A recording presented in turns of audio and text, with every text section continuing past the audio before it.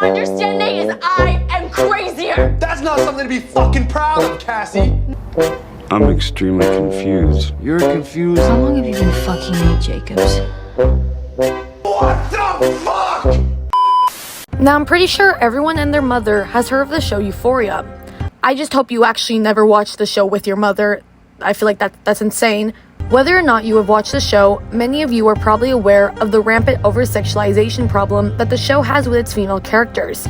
And whether or not you agree with the notion that fiction affects reality, this rampant over-sexualization and objectification can have an effect on the average young viewer. Although Euphoria showcases real young adult issues such as drug and alcohol usage, sex, mental illness, etc., the way the show portrays some of its characters in a very over-sexualizing light is a problem. I'm Lauren, and today we're going to talk about Euphoria and the over-sexualization problem it harbors and how it affects a young viewer. Sam Levinson, the creator and producer of the show, seems to enjoy over-sexualizing his female characters, as in his other show, The Idol, which was cancelled after one season, showed the character Jocelyn in a very hypersexual image and has been deemed a toxic R-word fantasy. Sam has also faced accusations of a toxic work environment by Euphoria actors, whether that be unnecessary scenes added or work exploitation. Many have thought his work to be the work of the auteur theory. This is a theory in filmmaking in which the director is viewed as the major creative force in a motion picture, but many believe that is not what he's doing at all. But going back to The Idol, Jocelyn is meant to be in her 20s and an adult. In Euphoria, the three main victims of Sam Levinson's over-sexualization problem are Kat, Jules, and Cassie, who are all adult actresses playing teenage characters. Starting off with Kat Hernandez, her biggest plot point in season 1 was becoming an underage cam girl in exchange for money from older men. The show promotes it as empowering, given the fact that she is a plus-size character, and that her doing camming, quote-unquote, gave her confidence. The show does not show any negative implications of what she's doing, but rather glorifies it, with Rue saying the following. Kat's parents were out of town for the weekend, which was good because it gave her the freedom to focus on the important things. Jules is another character whose lifestyle is heavily glorified, from doing drugs to hooking up with older men. In the first episode, Jules is shown hooking up with Nate Jacobs' dad, Cal Jacobs, who is in his 40s or 50s. This is never addressed in a negative way, only seen as a quote-unquote normal occurrence to Jules. That's him. Who? The guy. What guy? The one from the motel. Okay, the one in the apron serving the chili. Bro, I There's no swear way. to God, that's the guy I No fucked. way. Bullshit. And lastly, Cassie. Cassie Howard is probably the most over-sexualized character in Euphoria, and I strongly believe that this is why Sydney Sweeney is almost always seen in such an over-sexualized light, but that's another conversation. Cassie is almost always shown fully nude, and somewhat submissive to whatever her partner wants to do, regardless on how she feels about it. In the beginning of season 1, Cassie is shamed for having nudes leaked, and is indirectly shamed by her boyfriend Chris McKay. Season 2 somewhat diminished her character into only wanting Nate's attention, and portrayed her as craving the little attention he would give her. It also doesn't help that Sydney Sweeney has said in interviews that she would often intervene in some scenes that wanted Cassie to be topless for no reason. Sydney stated, "There are moments where Cassie was supposed to be shirtless, and I would tell Sam, I don't really think that's necessary here." So how does this affect the young demographic? First off, I strongly believe that young teenagers should not be watching the show, especially at the ages of like 12 or 11, that's crazy to me. But as someone who watched season 2 of Euphoria at 17 and 13 Reasons Why at 13, teenagers are gonna watch the show regardless. Euphoria showed me and many others the implications that drugs can have on yourself and your loved ones, especially with the character of Rue. However, the way the show tackles drugs should also be how it tackles other situations. Young teenagers who view a show like Euphoria are more likely to gain a skewed view on topics like sex. This is also added with the fact that the teenage characters in Euphoria are all played by adult actors, all over their 20s.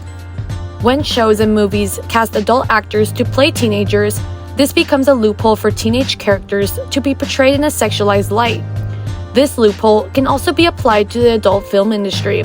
In the adult film industry, adult actors are portrayed as underage or by hypersexualizing those teenage models or actors without being overtly sexual.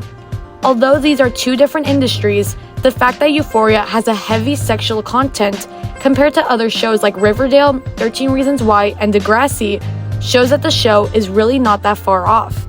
Adults playing teenage characters can also make teenage girls and boys view themselves differently and make them question why they might not look like someone who's supposed to be quote-unquote their age.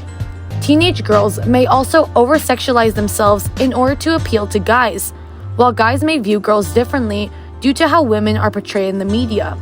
The mental and physical health harm that teenagers can garner from such portrayal and content can alter their view on themselves and others. Evidence shows that sexualization is associated with significant negative consequences for girls, including mental health disorders, low self-esteem, body image issues, and impaired cognitive performance. Regarding the character of Cassie, she deals with a lot of sexual harm and borderline abuse from those around her and those that she is in a relationship with, and she underwent an abortion in season 1. Although Cassie does have a traumatic past with her family and herself, we are never shown her getting help or being told that she deserves better. Girls may confuse sexual harassment from boys or men with the attention that they actually desire from romantic partners. This quote in particular can resonate with Cassie due to her being a character that often deals with such harassment from men, but she always stays. As the quote by Rue says, She fell in love with every guy she ever dated.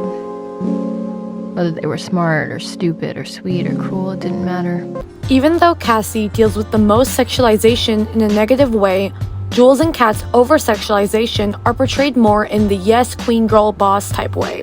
Sexualization also makes women and girls viewed more as objects rather than people, and the promotion of sexualization under the guise of girl power can add to that, as it reinforces gender inequality and may justify sexual violence or abuse. We, as the audience, are supposed to be praising Kat for becoming a cam girl and quote-unquote getting her motherfucking bag, with little to no repercussion to the character. We are supposed to see Jules sleeping with older, married men as something powerful, although we do see some type of consequence towards Cal Jacobs, which is great. We are meant to view Kat and Jules' behavior as quote-unquote girl power, even though it is the complete opposite, especially when being underage. And they're not the only ones who are sexualized in the show. Maddie Bettis is oftentimes shown sexualized in the show, which somewhat leans into an overtly sexualized stereotype that Latinas often have. She is usually shown in scenes of sexual violence with her partner Nate. Although, the show does show the two admitting that they are a toxic couple, and the show shows how bad it is. In conclusion, it's not a crazy thing that adults play teenagers in the media. However, the way that it usually goes about went about differently when it came to Euphoria. Although a good show, Euphoria does have its problems, and the show could have gone about discussing the issues differently. Overall, thank you for coming to my TED Talk and listening to what I have to say about the rampant over-sexualization problem that Euphoria has. Shout out to my professor for this class that I had to do this final for. So anyways, I hope you all enjoyed. Stay safe, and I'll see you guys next time.